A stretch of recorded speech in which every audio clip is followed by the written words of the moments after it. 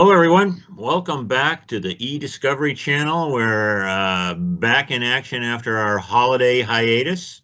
I hope everyone had a good holiday and is underway on the new year, although for all of you who are working at home, there's probably not much of a change to anything. I have heard some folks are being told that they're going to start reporting back to work in the next week or so in several big cities around the country, including New Orleans. But we'll wait and see. At the same time, yesterday, the chief judge of the U.S. District Court here in New Orleans said that there will be no trials, criminal or civil, until May at the U.S. District Court. So those two aren't quite going hand in hand. So, I think, as always, things are a bit disjointed. But welcome back anyways. That's a long-winded welcome. It's Tom O'Connor here from, as you could guess, New Orleans, Louisiana. Where we're enjoying a beautiful, somewhat overcast, but 60s mild weather, unusual for January in New Orleans. Rachi, as always, with us. Rachi Messing of Microsoft. You're still in Israel, Rachi? I am at home in Israel, where it is freezing cold here. It's 62. So. Yeah, that is good. When you get down towards those 50s, it gets a little chilly. I feel your pain. I feel your pain. It's like the dead of winter here, and it's freezing. So we're getting by. I do want, before we get to our guest, I do want to wish condolences to Tom on the Saints, as I'm sure that I am repping my Ravens hoodie. I was going to say back at you on the Ravens. Yeah. So how did the football team do, Carolyn? Did they? Yeah. No. I mean, we are a Jets family in this house, so it's. I'm sorry. Is it too late? Is it too late to stop this recording, Rachi? Is it? Yeah. They still stink. So yeah, nothing's changed. There we go. This year. Oh, wait a minute. When you say the Jets, do you mean the New York Jets or the Winnipeg Jets? The New York Jets. I was willing to cut you some slack there if you were talking Winnipeg, but the New York Jets. Oh, anyways.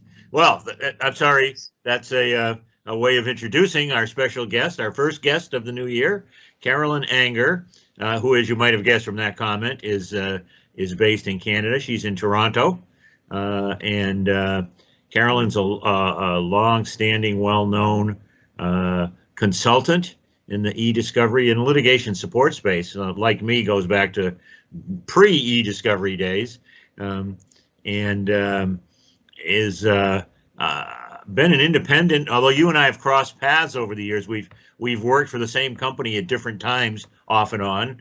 Yes. And then most recently, we both worked at EDT with Gail for a while. Yeah. But I understand you've now joined the Concilio team.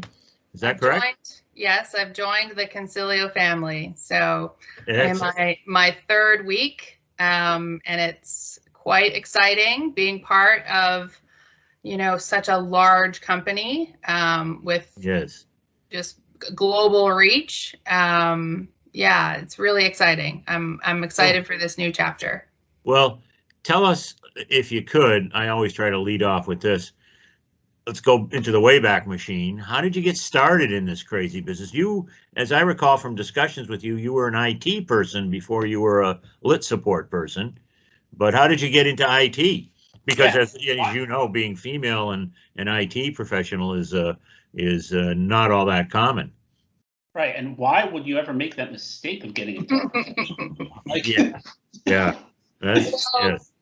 It was really out of necessity. I mean, I was in school. I was in university, college and university, and I was working like throughout the time I was in school. And this was, 1998, 1999, so just before Y2K.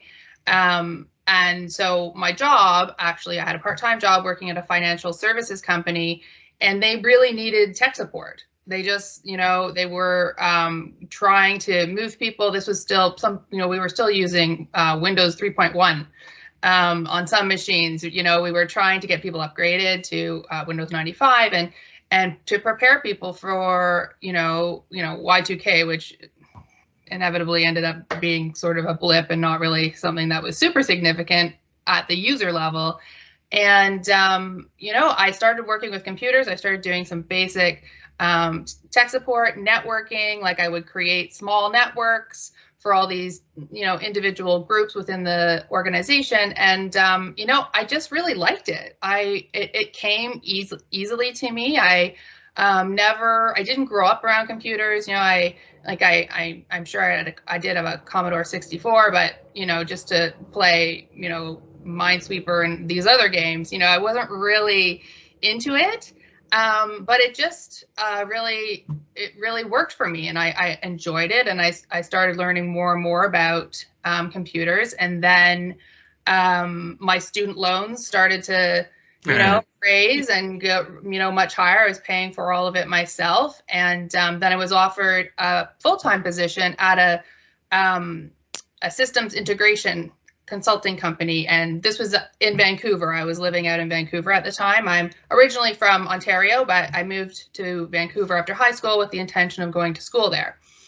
And also, you know, I took a couple of years off as well before I went to school, because quite honestly, I really didn't know what I wanted to do. Didn't we all? And I mean, school for? Pardon? What did you go to study?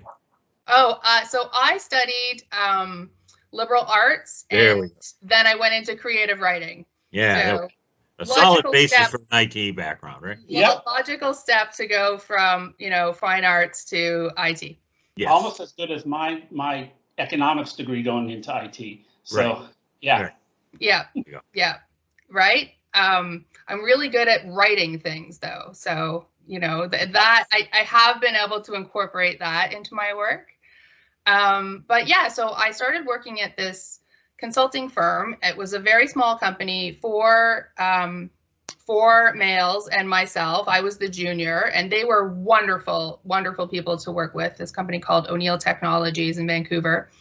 You know, they really mentored me and brought me along. And this was the time when we were supporting Novell and GroupWise and you know, Unix and like some Microsoft systems too. But you know, there was heavy Novell GroupWise there, which I mean, I loved supporting those. And a lot of our clients were law firms. And at one point, sorry, just as an interjection, that was actually my first technical certification. I was a Novell manager, a land manager. Yeah. Novell systems engineer. 25 years ago, Novell ruled the legal space. Totally. Yeah. Totally. I love Novell. Super easy to use too.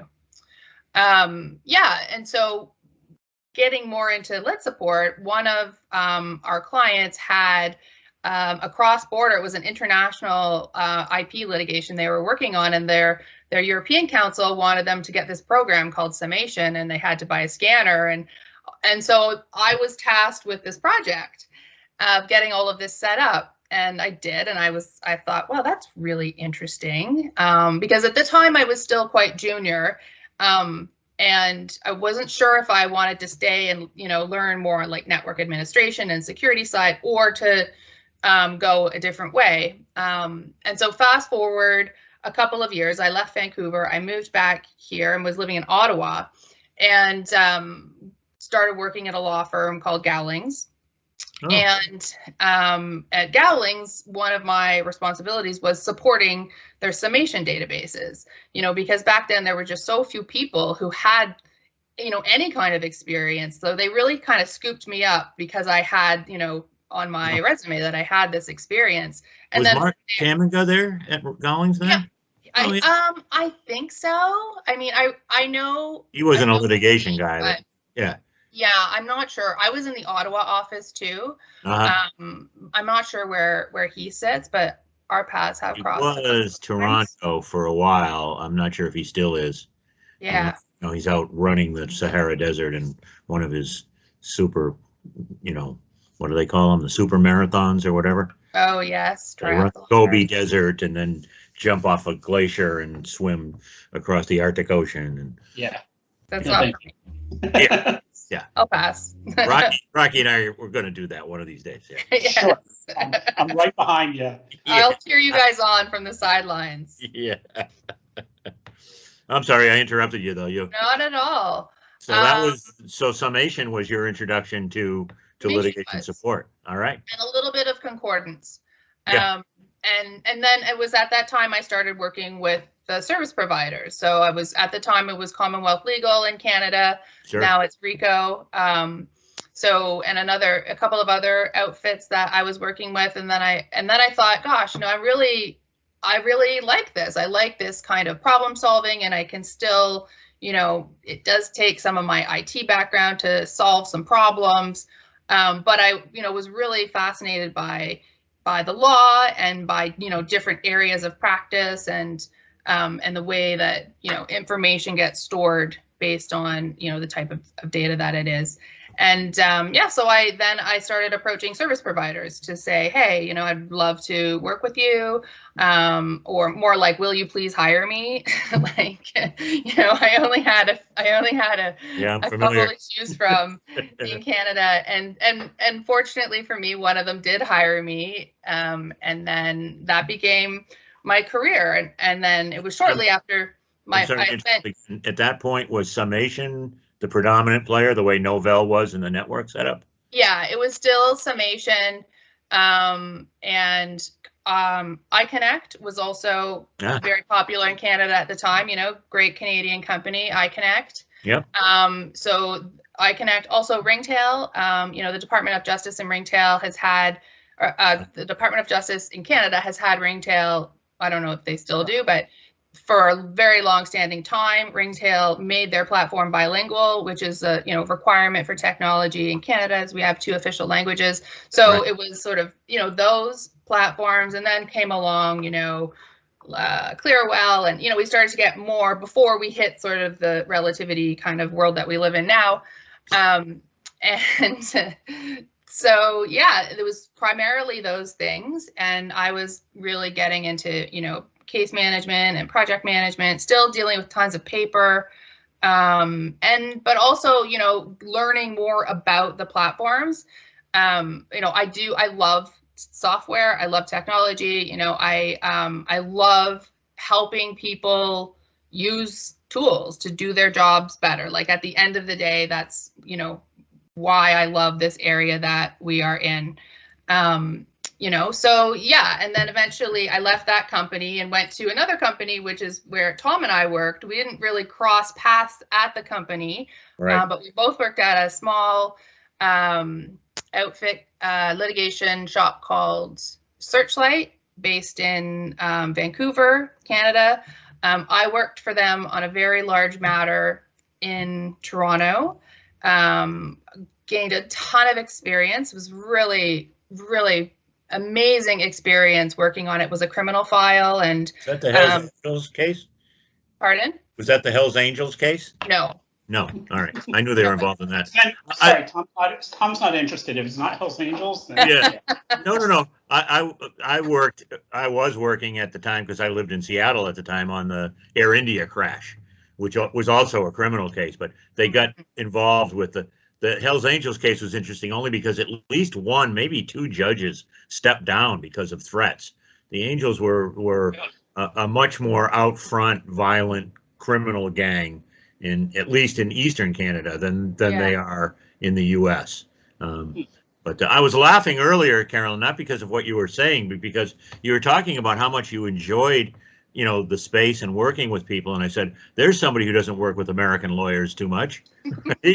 One of the differences I wanted to ask you about, differences between, you know, working in Canada, working in the U.S., because you've crossed, you know, when you say cross border, I think, you know, Toronto and Detroit. But you know, that's one, and I found that also when I was up in Vancouver working on that matter, the civility, the professionalism and the courtesy that exists in the Canadian bars from province to province. You know, reminded much closer to the European approach. Or it reminded me of what it was like 50 years ago when I was a young man and getting into legal, at least in New England, in the Northeast of the United States. That's what it was like. Yeah. The bar was much more collegial.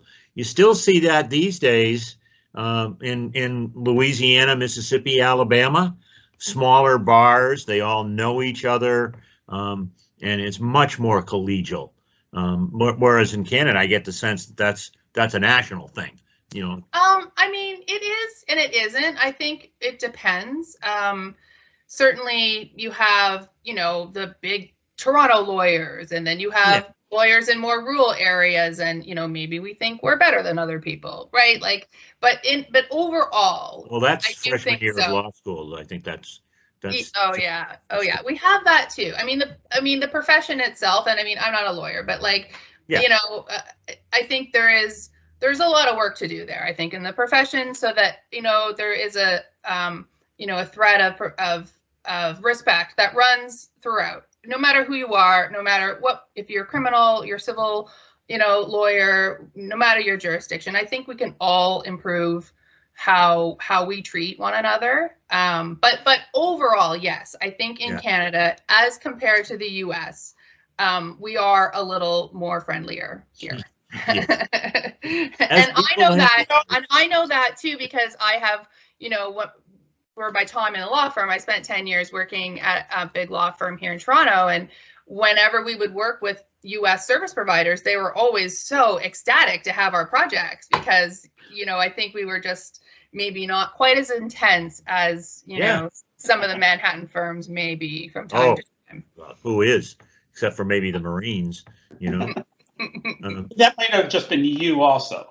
Working with you is always much you were less calming influence. Perhaps. How much of that, Carolyn, do you think is, I mean, I think a lot of it is social. Clearly, you know, we all in the US tend to view Canadians as friendlier, as more cordial to each other. They're not, you know, they're not at each other's throat, the rat race that we take for granted in the US business community. But in legal, how much of that stems from the concept of loser paying the costs, right? Something we don't have here. And cost allocations are just starting to become more talked about, at least in the federal system in the US. You think that's an influence? That there's a lack of willingness to be over the top and aggressive, and to be more sure that, you know, you've got a good case. You know, here you know, rolling the dice is just part of the game, right? I'm going forward with this, and, you know, we're going to string them along until they settle, right? That's, you know, hell, in the federal system here, I don't know if you probably have heard this stat, but only about 1% of cases in the federal system go to trial anymore, right? I mean, it's become a war of attrition, and EDiscovery factors heavily in that war. Yeah, I mean, you know, I think we definitely are not as litigious here as you are in the US, and not many cases make it to trial these days as well, like far less than would even go in the US. I mean, you also have a just sheer much higher volume of a population of people to deal with aside from that. But yeah, I don't know. I mean, it's an interesting question. I'm not sure I have an answer for it. So I want to jump ahead a little bit, and I know that you've been very active in women in EDiscovery, and you know, I believe you were president of the Toronto chapter, right? How I know that, you know, we've had prior guests on the show who we've talked to about the role of women within the US EDiscovery industry. I'm wondering, from a Canadian perspective, do you see a difference in terms of the representation versus the US? And is there any difference in terms of how women specifically approach EDiscovery or get into EDiscovery as opposed to what we see in the US? Yeah, I mean, it's a good question. I think that it certainly is an area where women are dominating in many ways, based on the fact that some, you know, people often come into EDiscovery through being paralegals and law clerks, and I think there's a proportionately higher number of women in those roles compared to people who come in through IT, which is proportionately higher males who come in from that way. And then you have obviously the lawyers, who is sort of a mix. I think it's pretty almost equal in terms of the breakdown between men and women becoming lawyers nowadays. So, I think it's good to have a group like Women in EDiscovery to help promote women in the industry and to mentor women. Like, I'm all about inclusiveness, right? I love communities, and I love building communities, and I love bringing people together. And I also love volunteering. I'm like a lifelong volunteer. I volunteered at a very young age with my family, and that's just always been part of my the way that I like to give back to my community and to help bring people together. And then, aside from the Women in EDiscovery, I'm also president of the Toronto chapter of ACEDS, which is a new chapter that we launched last year around this time.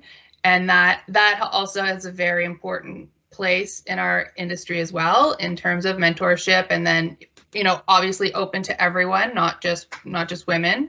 And there's tons of educational resources, and there's just a wealth of knowledge and resources available to people who are members of ACEDS. It's just incredibly valuable, especially for new people, I think, who are starting out in the industry.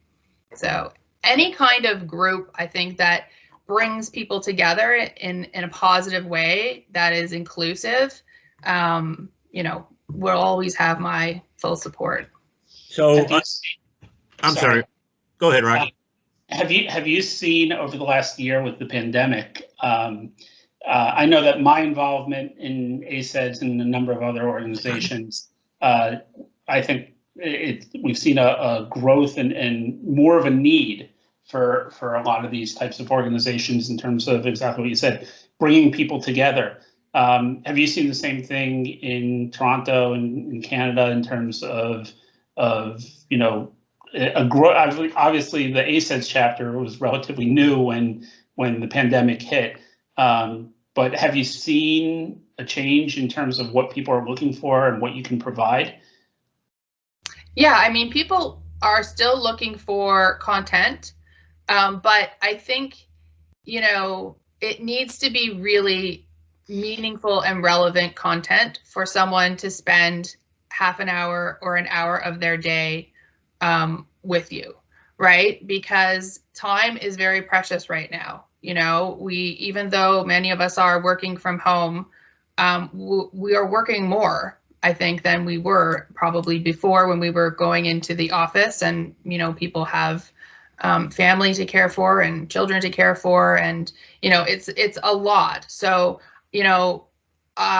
as part of ACEDS, what we are doing in 2021 is really, throughout our programming, we want to weave the theme of people throughout each of our presentations, because while we're always talking about technology and process, there's the people part, right? And right now, I think I'm a bit worried about our people. Everyone's working really hard. Like, many people are working really hard, and many people are not working at all.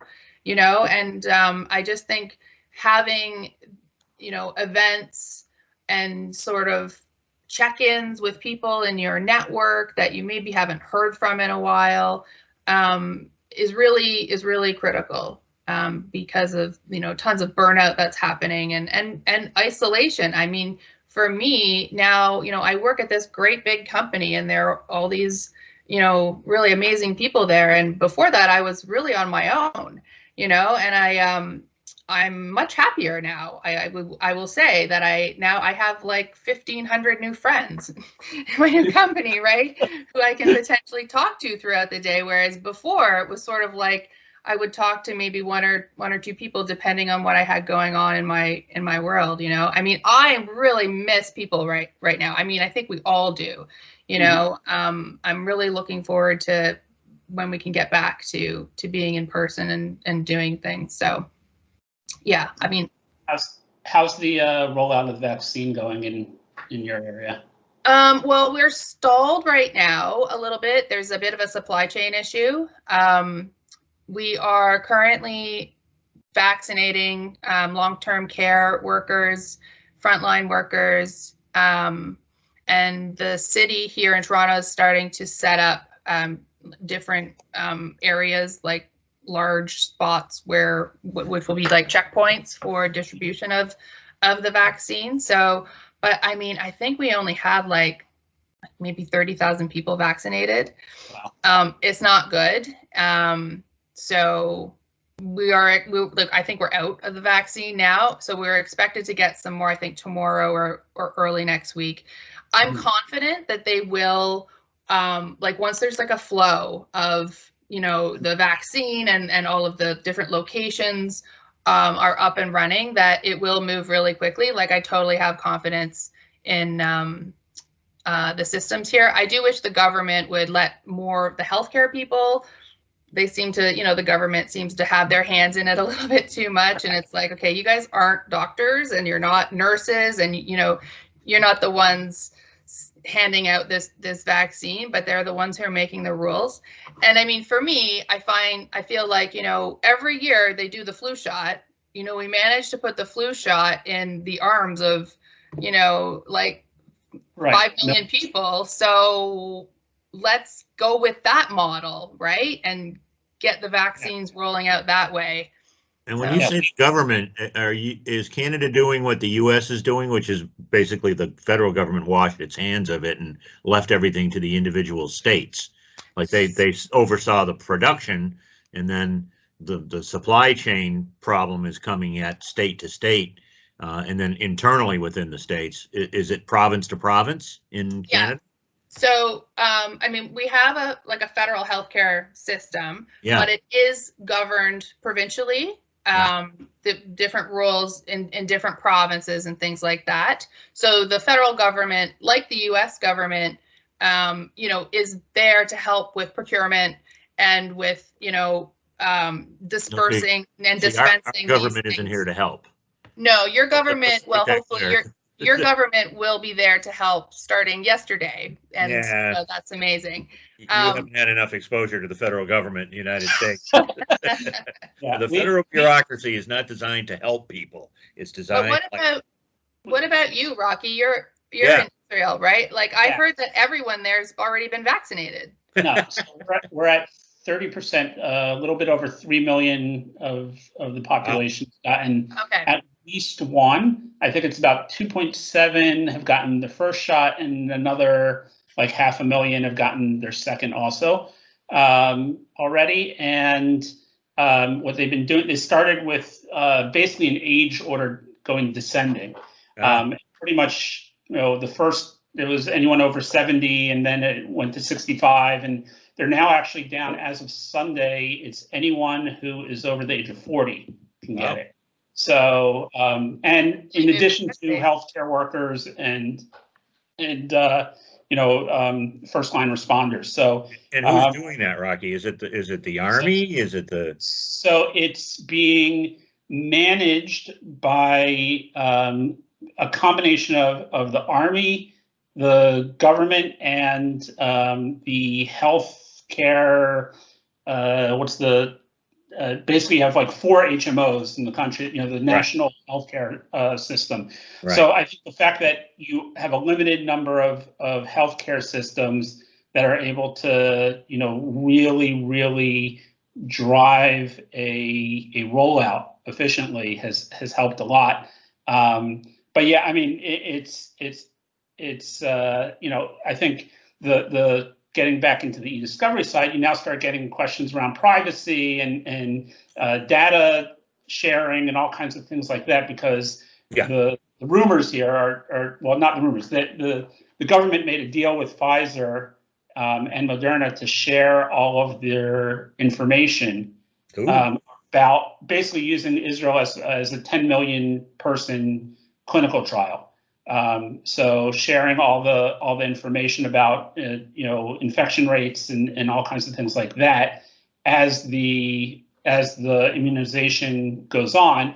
And now there's all kinds of questions coming back about exactly what kind of data. And then they sent out redacted versions of the contracts in order to prove that they're only sharing anonymized data and not personal, any PII. And you had all kinds of people all of a sudden asking what's PII, and it's been an interesting conversation. But the good news is that, I mean, they're hoping that by the end of April they will pretty much have over 80% of the population, because they're only going to do 16 and older right now, and then maybe down to 12 and older. But they're pretty much planning that by the end of April we'll be done, and ready to go back to business as normal. So what's the target date for that?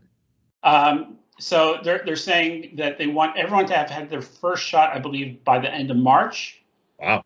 So because I think Passover here is at the end of March, so they want everyone to be able to do that, so that way the holiday doesn't become a super spreader event. And does that include children? Because there's nobody's talking about it in the U.S., but there's some question about whether they even intend to inoculate anybody up to the age of 18.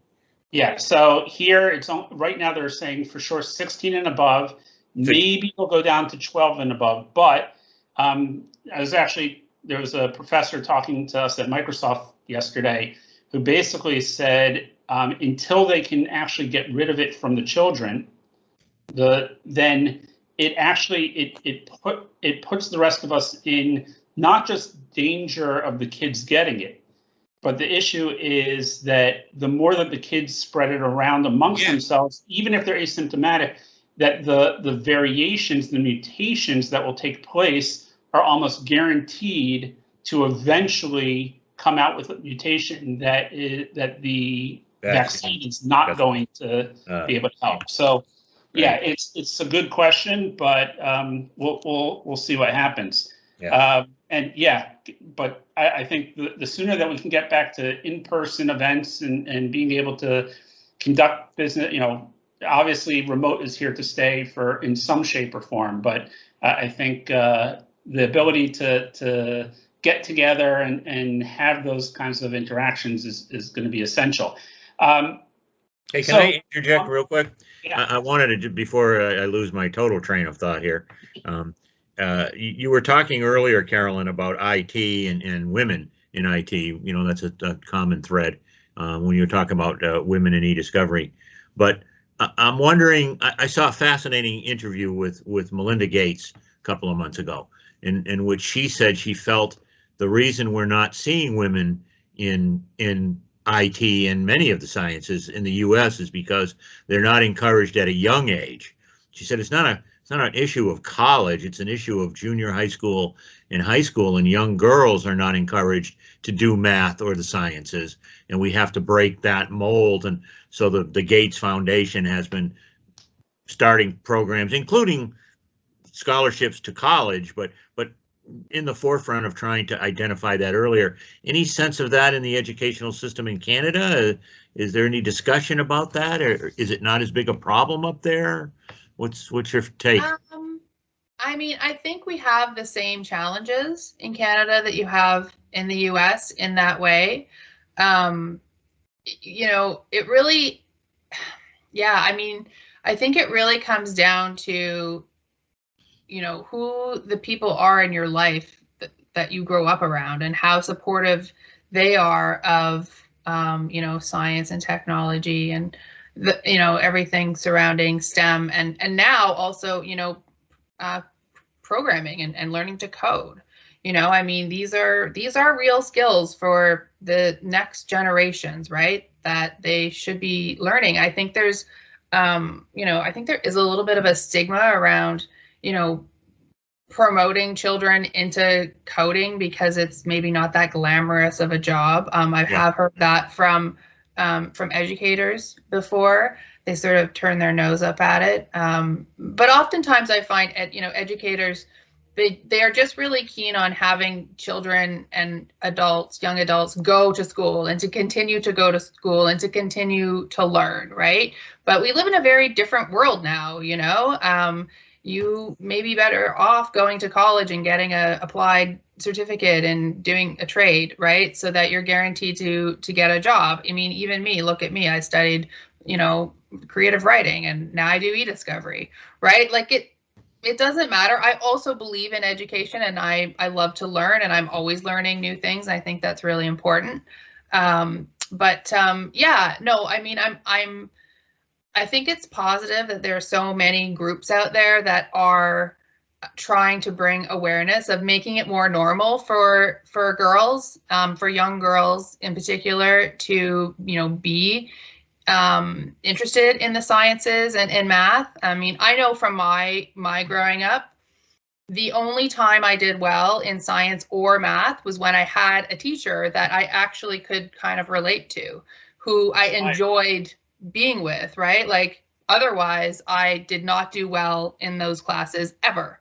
That was the kind of student that I was. You know, I'm the kind of person who learns by experience. You know, I don't read things and have the ability to memorize them like those amazing people out there. That's not how my brain operates. So yeah, having positive influences in your life to push you towards those things are, you know, I would hope that that is happening more often, you know, than it was when, you know, we were younger and growing up. But I mean, for me, everything that has led me to eDiscovery is just taking opportunities that came to me, you know, and I, you know, obviously I'm a little bit privileged as well. You know, I did have the ability to go to post-secondary school and then, you know, move on from there. But, you know, I didn't have to take that IT job. You know, I could have taken something else, but I did, and I liked it. And then I just thought, okay, I like this, you know, it felt good in my gut to be doing that. And it, at the end of the day, was the right thing to do, because it has led me to here. And I, you know, I'm like fairly successful in my career. I'm very happy with where I am, and I love what I do. I love technology. I love working with technology. I love working with people and solving problems and trying to make this, you know, world of e-discovery that we live in, like, better, you know, for everyone. So that brings us to current, which is, as said when we started. So you recently, you're 3 weeks into your new role at Concilio. So I guess 2 questions. One, how was it, you know, actually starting there, or finding and starting a new role during the pandemic? And number 2 is, you know, what do you see going forward that you're going to be able to do to further advance your career and keep yourself interested? Now, you know, you are part of a 1,500 person, you know, large by eDiscovery standards corporation that's doing a lot all over the place. So what are the things that you're most excited about going forward? Well, okay, so the first question, it's been interesting onboarding remotely. That's something that I've never done before. Probably most people haven't. But they have an incredible training program and just tons of resources. And, you know, I mean, this is a very well-established company. And so all of that has been really easy to navigate and to help me get up to speed. And then, you know, for me too, it's also been great because there are quite a few people at the company that I have worked with in the past. Some of them I knew they were at the company, other ones I'm just discovering, oh, hey, I worked with you 10 years ago, right? And so that's really cool too. And so now, now that I've been through my training and I'm starting to really get into doing some work, and you know, so working with existing clients in Canada and also helping to, you know, expand and the services and products in the Canadian market. So I'm really excited about that. I think that going forward, you know, there's just so much opportunity for, you know, corporations and law firms and governments to really take a look at their systems and find out and maybe like audit their systems in some way to determine if they really do have what they need to succeed. Like, for example, like Office 365, right? So you look at Office 365, great product, great suite of products, but if you want to try and do e-discovery on that and you don't have the e-discovery part of it as part of your subscription, you know, and it's amazing. And over the last, you know, 5 or 6 years, or since that, you know, 365 Right. has been out there, the number of corporations who don't have that part of it installed. So, you know, that's where I keep buying it. yes. Keep my stock price up. Upgrade. Upgrade. Yeah. Right. I am often that person who has to tell a corporation that you are going to need to upgrade, right, to get this data out.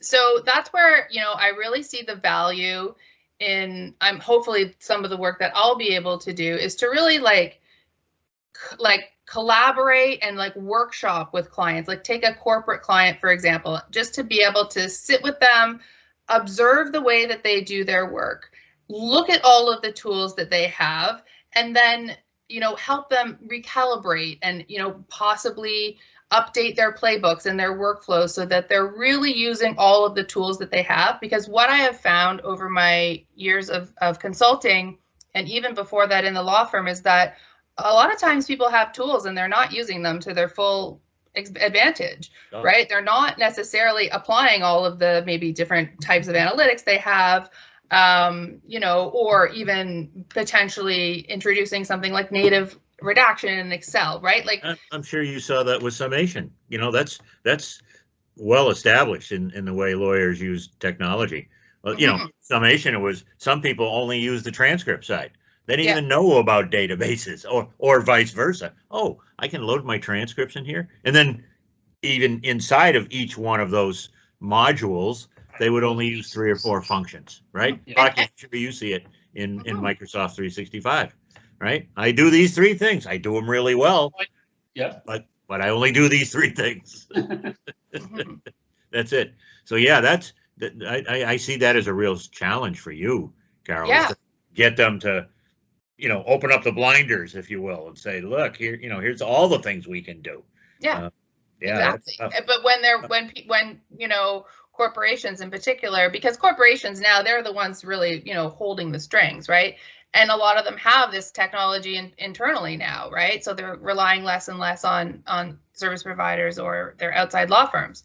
But being able to, you know, sit with them and understand, you know, what are the problems that you're trying to solve? What are the tools that you have to solve those problems? And then, you know, giving them some options about how to do it.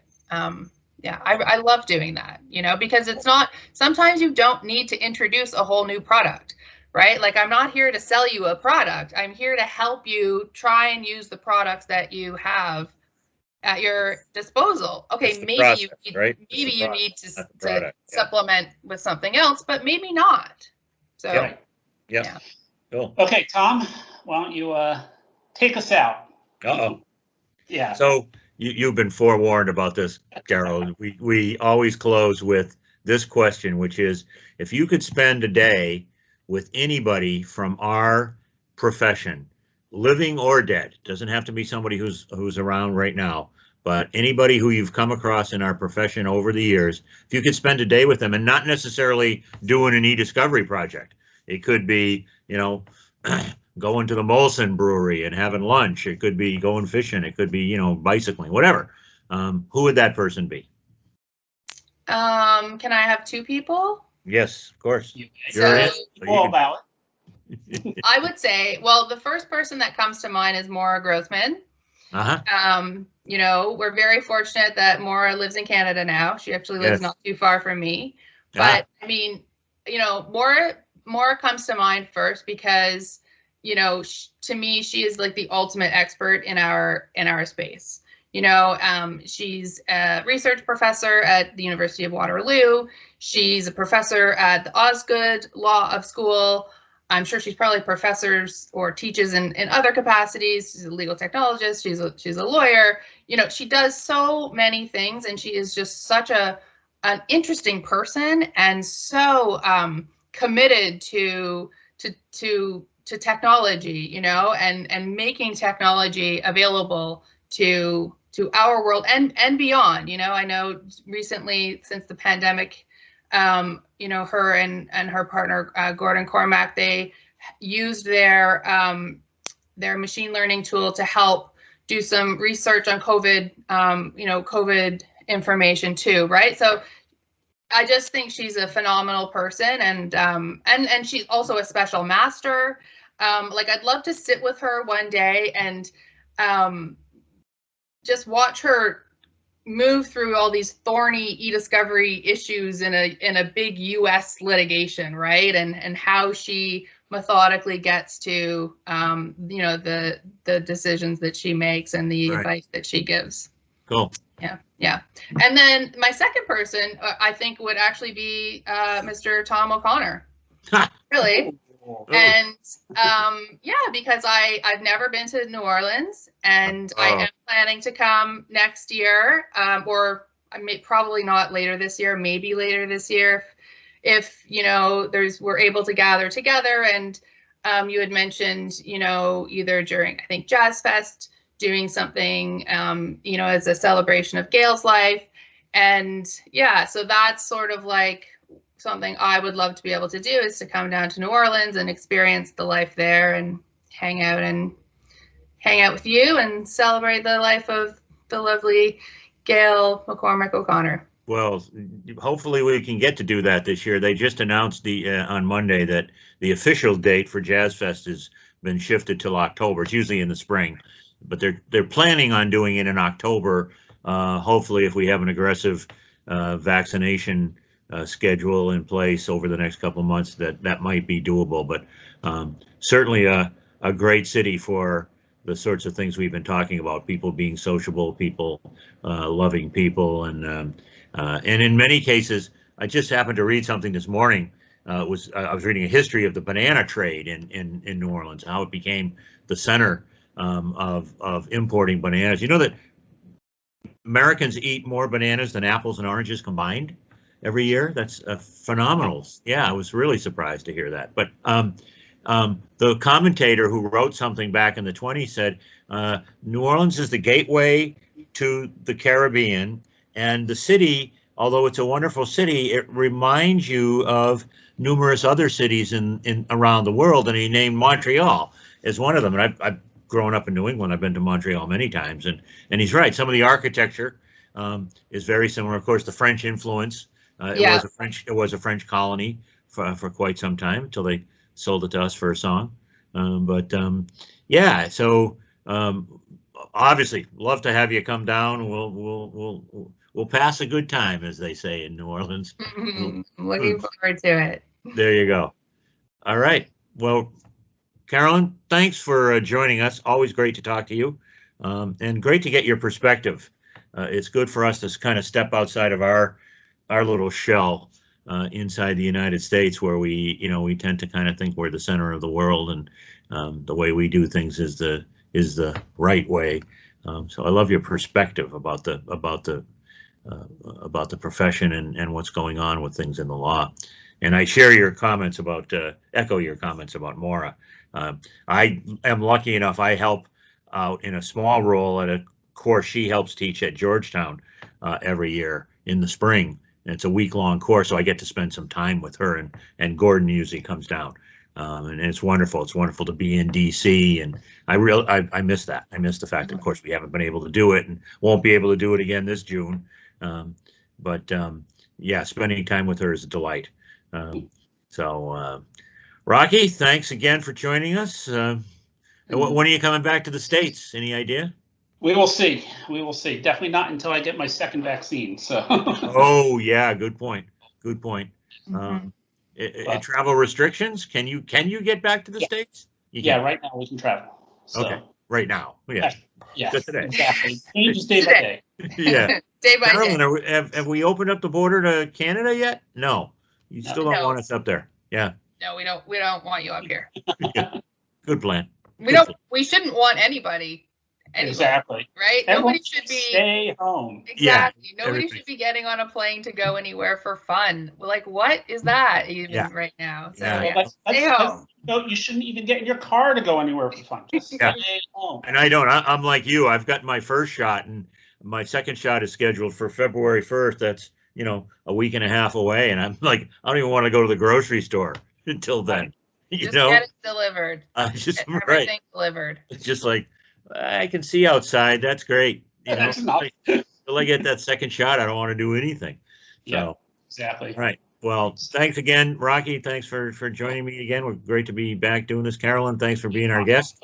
And thank you so much, guys. This has been pleasure. really fun. It's been a nice way to spend, you know, a morning chatting. Yep. Well, that's the goal, is to try to get some just people talking casually and throw that back out for other people to see, so we can kind of emulate what we would do if we were at Legal Tech together, or, you know, the ABA Tech Show, or I don't know, any one of a half a dozen tech shows, you know, where we would see each other and Rocky and I would scurry off into a corner and smoke a cigar, and that would be that.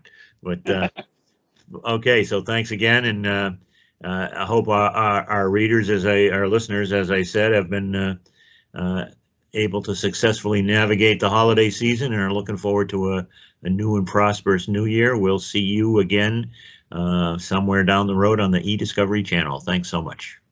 Thanks. Thank you.